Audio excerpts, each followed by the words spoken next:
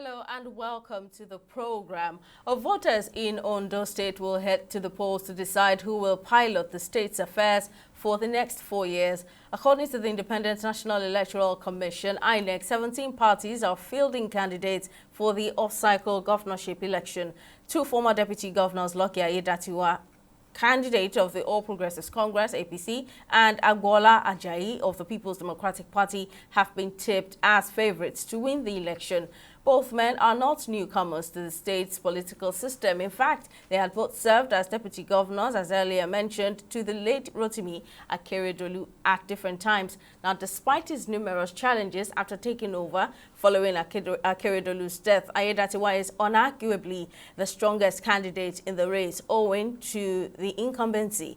Aiyedatiwa also enjoys the support of top APC chieftains in and outside Ondo. Abbas Mimiko, candidate of the Zenith Labour Party, a perceived underdog in the race, is ready to attain what his elder brother Olusegun Mimiko achieved during the 2007 and 2012 Ondo governorship elections.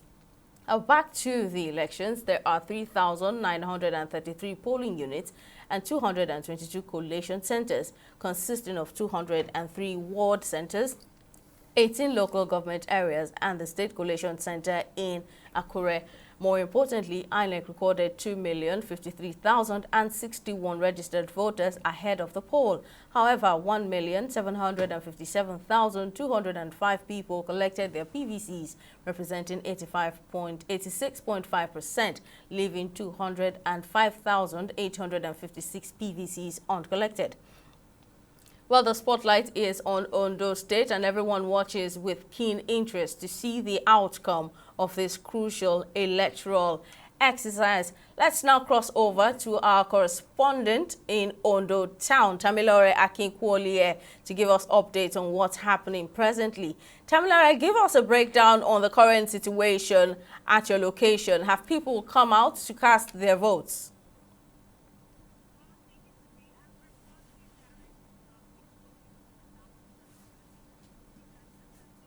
Hometown candidates for the governorship election, and I'm speaking about Abbas Mimiko. Is directly from the town, and I'm currently in our Savior Anglican School, which is the polling unit for Ward 5 and Ward 6. As you can see behind me, directly behind me, this is Ward 5, and a little bit to my left, that is where Ward 6 is, just like you can see on your screen. So that's where Ward 6 is. And as you can see, the voters are there, the voting has begun, and surprisingly, it's a mixed reaction of voters turnout in the town. So it's a mixed reaction of voters turnout in the town because INEC ad hoc staff interestingly came out early, because voters came out as early as 7 a.m. this morning to begin the accreditation process. And as you can see, this particular unit has a little bit of numbers with voters voting, and the voting has begun. But there are some parts of the state where we saw, just such as the Ondo area of the town, there were little numbers, like some of the ad hoc staffs were not even there yet. So it's a mixed reaction as regards voters turnout. But I can speak concerning this ward, that this ward voting has begun. Right. Now, what's the mood of the voters there? I mean, how easy are they finding the process of casting their votes? Are there any obstacles in the way? And what are they saying on why they have decided to come out to vote today? Well, Simi, as you can see now, the area here, the voting in this area is quite peaceful, and I have somebody here that is with me that will be able to speak better on that. So I have Mr. Rashid Olawoye here with me that will speak on behalf of voters in this area.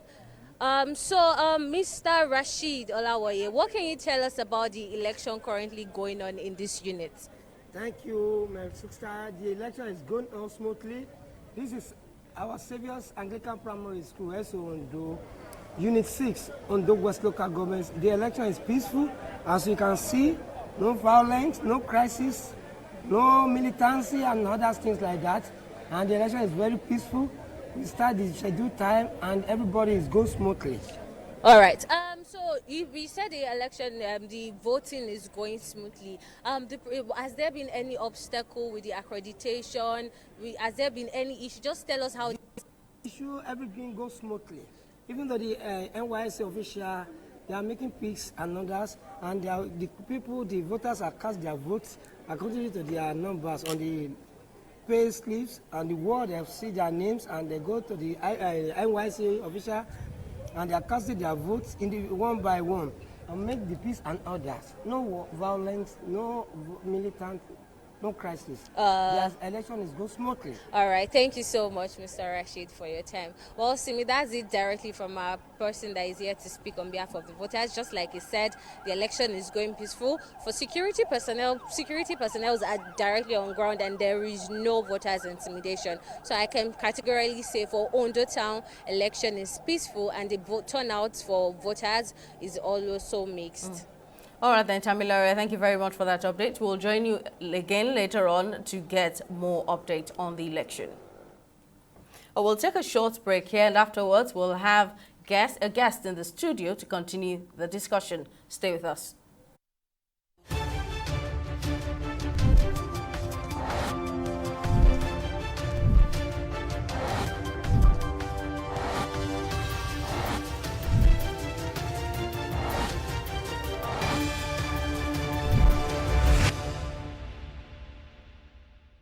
In the last 3 years, we have built a multi-purpose center, which is the envy of all in our constituency. And I can tell you that the people who are living there are already enjoying it. Guy, do you think what this man just said is true? See, I seriously doubt. I'm sure it's one of those their silly lies. And wait, do you know there's a way to find out if these things he's saying is true or not? This is the Construct app. It gives people like us a sure way to track implementation of constituency projects. It gives valid and verified information on location of projects, amounts allocated, amount funded, the level of job done, and even the profiles of concerned legislators. You and I can post directly on this app. Are you serious? This is the Go-To app if you want to know how our Commonwealth is being expanded by the government. Wow. Let's even see if what this man said is true. Show me. The Construct app is developed by Other People Nigeria with support from USAID and is available on both Google Play Store and Apple Store. And it's true. Of course, I told you. Corruption not in my country. Cut. All right. What's your name again? Kemi? Yes, sir. Good. Are you ready for us for next week? Yes, sir. Next. Ondo, sir. Ondo. What? Look, what we need here is one who can speak fluent English. Give her a chance. I need a angel to hold me. Hold me, my beautiful angel. Cut! It is Angel, not Angel. Please, I'm done with you. Excuse us. Kemi was far better. It's not about our rendition. It's not about our performance here. By the time she and her friends join us in our hotel rooms, you will know how far. Can I have her phone? She has a robust profile. Real robust profile. I do not undercut professional ethics. It is an act of corruption. Not in my country. Corruption not in my country. Stop corruption now. Welcome back. Let's dive straight into the discussion. I've got with me political affairs analyst Dayo Akintobi here in the studio. Thank you very much, sir, for joining us. Now, you look at the events that have led to this pivotal moment in Ondo State, and from the passing of former Governor Rotimi Akeredolu to the challenges that his deputy, that's Lucky Aiyedatiwa, faced until he became the incumbent governor. How much have these events shaped, today's election? Well, it's interesting because, as you said, there was quite a bit of tussle. A power tussle when the former governor Akeredolu became incapacitated when he was ill, and there was an issue of his deputy becoming the acting governor, and there were some issues to do with that. When the governor first left, the late governor first went overseas for medical treatment, he actually handed over to his deputy to be acting while he was away. Then he came back, but didn't go to Ondo State, stayed in his residence in Ibadan, and officially assumed office back.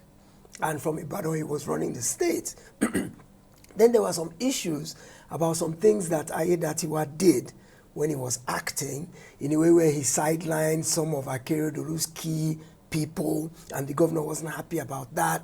So there was a lot of political wrangling in the final days of Akeredolu's life, which more or less put Ayedatiwa camp at loggerheads with Akeredolu camp.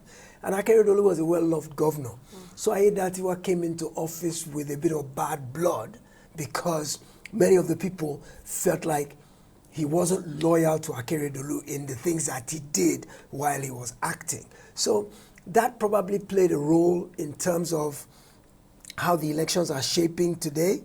But in the last several months that Ayedatiwa has been in power, he seems to have ingratiated himself with the people. He hasn't had a whole lot of time, barely about a year.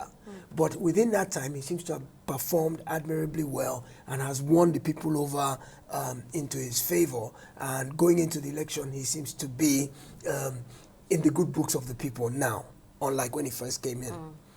Well, unlike the Edo election back in September, I mean, the build-up to this election, the Ondo election, has been relatively peaceful. There hasn't been much, it's been devoid of the heated political drama. Now, what do you think? Why do you think this happened? Well, Edo was key because it was a proxy fight between two major godfathers. It was between Adams Oshiomhole and Godwin Obaseki. And the two candidates, the current governor Okpebholo and the PDP contestant Asue Ighodalo, they were just proxies that were standing in. But the real fight was between the two key godfathers. And they were at daggers drawn, ready to go to any lengths to be the one to prevail. So there was a lot of rancor leading up to the Edo election. Ondo has been more docile, more peaceful. In fact, it's been quite boring, apart from perhaps the one debate we saw on television between the incumbent governor and the PDP contestant, who happens to be a former governor of the state, a former deputy governor of the state as well. Other than that, there's been no real frenetic activity in Ondo State at all. It seems like that state generally from time has always been relatively quiet and peaceful, unlike back in the first and second republics when Ondo was a flashpoint. But of recent, it's been a very quiet, docile state. I think it speaks to the fact that the previous governors, Akeredolu, Mimiko, Agagu, all those who have run the state since we came back to this democratic dispensation, have done relatively good jobs in keeping the state at peace. If you remember, late Governor Akeredolu was one of the champions of Amotekun. He was one of the key drivers behind that. And Amotekun is most prominent in Ondo State in terms of the vigilante jobs that it does, and it's had recorded the most successes. So Ondo State is relatively calm, it's peaceful. I think the two parties are almost evenly matched to a point where massive rigging is not really possible. I think that the stakes are not as high that people want to start snatching ballots and killing and maiming and wounding.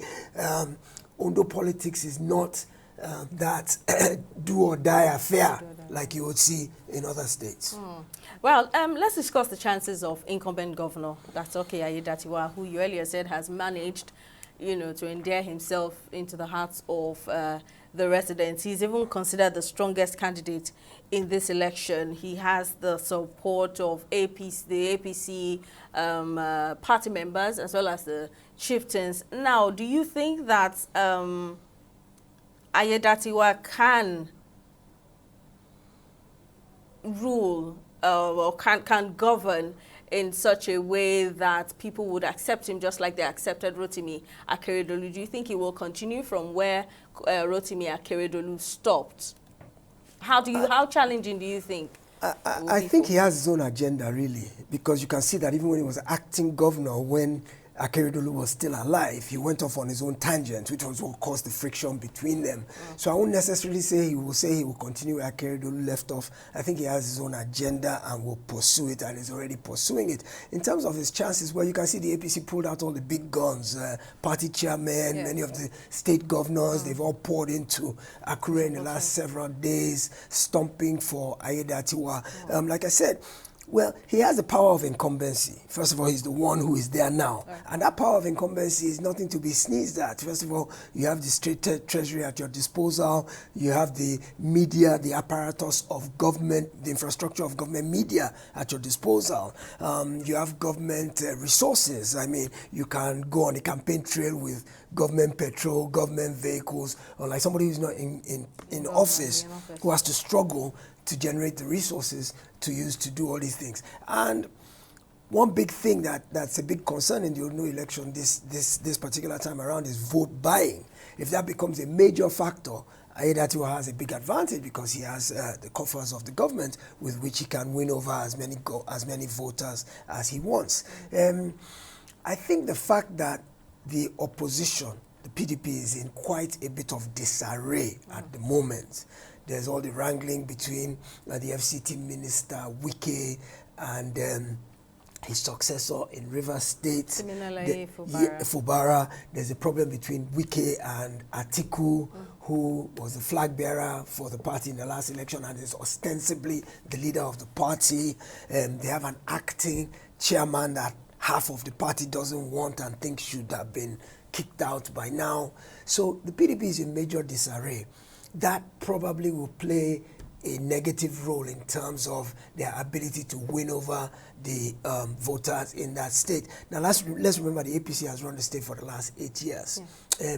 The immediate past governor before Akeredolu, who was Mimiko, he came in under the Labour Party. Yes. I think he later defected to the PDP, but he actually came in under the Labour Party, and most of his tenure was as a member of the Labour Party. So PDP has been in opposition in that state for a long time, right?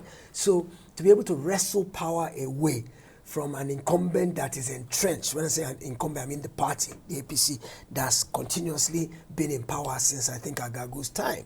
To wrestle that power away, you need cohesion among all your units. And if PDP is a house divided against itself at this time, and some people are working at cross purposes to the avowed mission and objective or an ideology of the party, it makes it all the more difficult. You need harmony, you need cooperation of every single organ of the party to be able to wrestle that power away from an entrenched incumbent.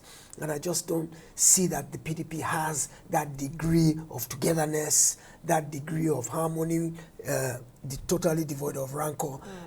So it's going to be an uphill task for PDP today, despite the fact that their candidate was once a deputy governor who was well-liked. He was actually well-liked in the state. Yes. He still has his own political following. So I'm sure he will have a good showing, but I'm not sure it'll be enough to get him over the top. Now let's talk about the other favorites in the election.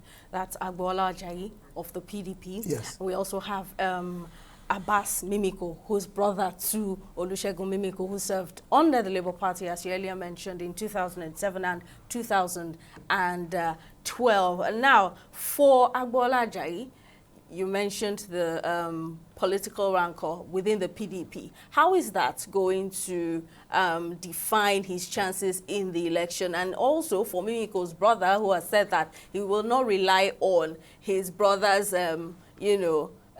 history as governor of the state. What are their chances in this election, facing a strong incumbent of the APC? Yeah, well, Agbola Ajayi was a popular deputy governor in his time. And the only reason he's in the PDP really is because he didn't have a chance to get the ticket of the APC. Sure. Because he and his principal, Akeredolu, had issues. And Akeredolu saw to him getting removed. I think he was impeached. And so he's gone to the PDP in the quest for getting the ticket. He's gotten the ticket, but by and large, he's not really a PDP person. It's necessity that pushed him to the PDP, and he's just using it as a platform to seek the governorship position. But nonetheless, we can't take away from him the fact that he is popular, he has his own following. I think the biggest disadvantage for him is the fact that the party he's in is not unified at the moment.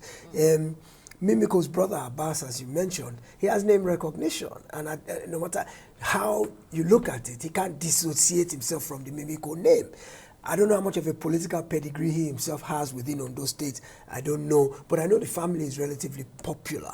Apart from this Abbas, there's also another Mimiko who was an academic. I believe he was a vice chancellor or professor of somewhere. So that name is well loved in Ondo State. And now he's running on the platform of the Zenith Labour Party. Zenith Labour Party, which I believe his older brother had also defected to at some point after he left the PDP. Well, Zenith Labour Party has tried to make a showing in the last few elections, but at the end of the day, it's still a splinter party. At this point, I'm not sure if it has any major representation in any of the houses of parliament or any governorship in any of the 36 states. So Mimiko has that disadvantage that it doesn't have a formidable party structure to lean on, unlike, especially as you mentioned, that the APC is so entrenched and so strong that you have to come very strong. You have to come vociferously to be able to try and challenge them. And I don't think the ZLP has the structure on ground. I mean, look, for example, if they don't have any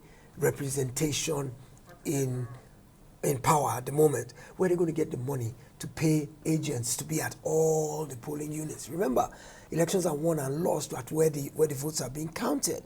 So you have to have agents from your party at every polling unit, at every collation center to protect your votes and make sure they're counted accurately, they're reported accurately, they are collated properly, and that not one single vote that's yours is not counted for you or is counted for somebody else. Zenith Labour Party might not have the money to be able to fund agents to be located at every single polling unit. They might not be able to afford it, unlike APC that has the coffers of the state, can pay as many as they want. PDP, the states that have governors, PDP governors, they would have all kicked in money to the party headquarters that they are going to use to run that election. So those two parties have better chances of defending their votes, making sure their votes are counted. Those two parties probably will engage in vote buying. Realistically, both parties can afford it and probably will do it. Maybe one can afford it more than the other. Then, I worry.